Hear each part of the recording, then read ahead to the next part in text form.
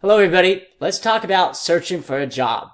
There's certainly challenging times for most anyone looking for a job, whether it's trying to find the job to apply, going through the interview process, or waiting until you find out if you're successful or not.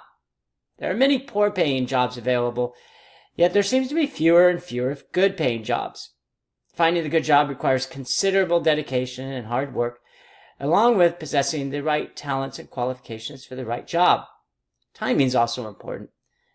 You could be the right person for the job at the wrong time, or you may be following somebody who's very similar to you, and they don't want to hire someone that was similar to the person that they had before. To find the perfect job, remember two things. First, it's always easier to get a job when you have a job. You tend to be more confident in the interview process because there's not so much on the line. So that's the first thing that's important about finding a job. The second is that it takes 1 month for every $10,000 that you want to make. So if you want to make $100,000, it generally takes 10 months. And the reason is because the more money you make, the fewer jobs that there are in that range. Additionally, there's more people looking for those jobs as well, so it can take considerably longer. Now, trying to find the job that you want. There's several strategies that I would propose.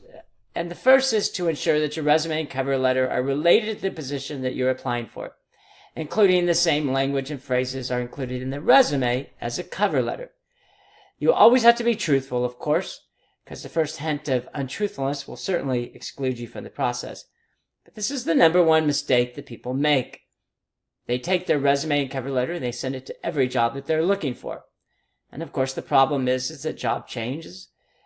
People are looking for different skills and knowledges, and what one person or one industry is looking for is not necessarily the same.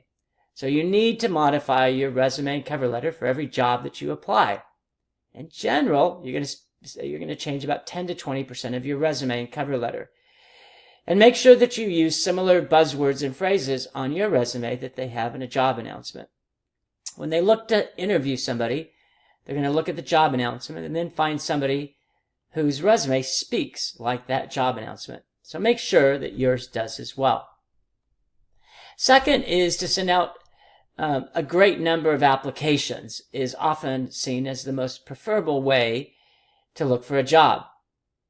The thought is that quality is less important than quantity, and nothing could be further from the truth. It's better to send your resume to just a few that you're interested in, few that your resume matches, and then see how those work out. That tends to be the greater way to find a job, rather than sending out 50 or 100 or 200. You'd be surprised how many people ask me, gosh, I've been sending out resumes for weeks, if not months, and I'm not getting any answers. And the first question I often ask is, are you applying for the jobs that you're qualified for? And the answer often is, well, no. Third is to constantly network your industry and acquaintances. You may be in a good job today, but you never know if that business will be around tomorrow. Such as the hazards of living in a truly competitive environment or workplace. An applicant or employee needs to constantly meet other people and socialize with those that have some influence or may have some influence on their career. Join associations, clubs, groups, committees, and volunteer organizations. You simply never know when a person you meet may offer some assistance or knowledge that will propel you to future career prospects. We may not always know what tomorrow will bring, but we do have the opportunity to prepare today for what we believe can be the opportunity of tomorrow. And here offers another valuable lesson. 70% of jobs are obtained through people that we know. We find out about jobs that are available through our networks. So we have to constantly engage within the public. And here again is a subsequent and also a corollary lesson, which is that you never know when the job that you have is going to last. I talk about lifelong education or lifelong learning. It's the same with career planning. You must, for the rest of your life, devote yourself to constantly looking for a job. It doesn't mean you'll take the job. It means that you have to be constantly aware of what people are hiring, and then you have to work to be that person. So the good job today is going to be the gone job of tomorrow. So make sure that you consistently look for a job and make yourself as qualified as possible when and if those fortunate circumstances occur where you're out of a job.